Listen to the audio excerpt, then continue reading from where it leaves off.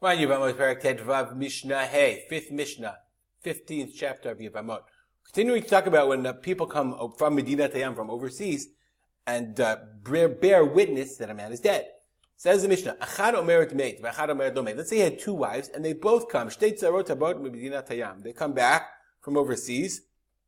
One says, my husband is dead, and one says, my husband is not dead. And remember, we learned that if a woman comes and says her husband is dead, then she is permitted, then she is muteret. We rely on her.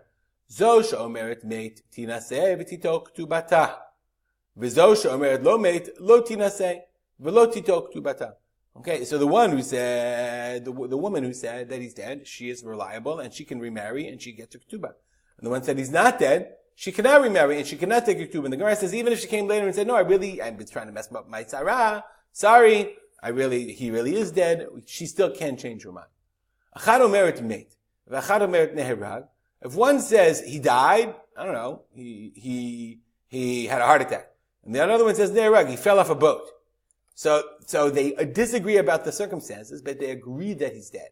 Rabbi Meir omer ho'il umachishot zo et zo, harei elu lo yinaseh. Rabbi Meir says since they machishot contradict one another, then they lo yinasu, then lo yinaseu, they cannot remarry. Rabbi Meir says this case, and especially Rabbi Meir argues in the first case, where they argue that he's dead, since you have contradictory testimony, they can't get married. Even if the testimony is only contradictory about how he died, they still can't get married. Rabbi Yehuda, Rabbi Shimon Omrim, no, they say, Ho'il v'zo v'zo modot she'eno kayam. No, they agree that he's not alive. They just disagree about how he's not alive. Yinaseu, then they can get married. So Rabbi Meir says if there's contradictory evidence, they can't get married. Rabbi Yehuda and Rabbi Shimon say it depends on what it's about. Since they agree that he's dead, they can get married.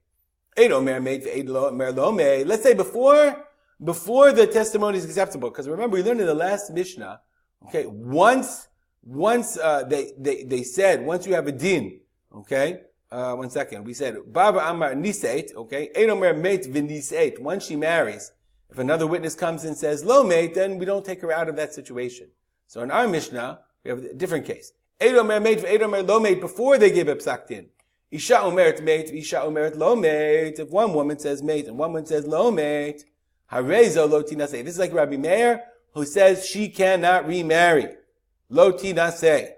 That's the simple explanation of the Gemara, according to Rashi and the Bartanura. That's the din of Rabbi Meir. V'lei tilchata kavateh. We don't paskin like Rabbi Meir. If the woman says mate, then we rely on the woman that says mate, and we don't rely on her, and her co-wife, the Sarah, is not relied upon. We'll stop here. Dedicated to learning to memory of my father, Harav Simcha ben Yisrael Kalman. Have a good day.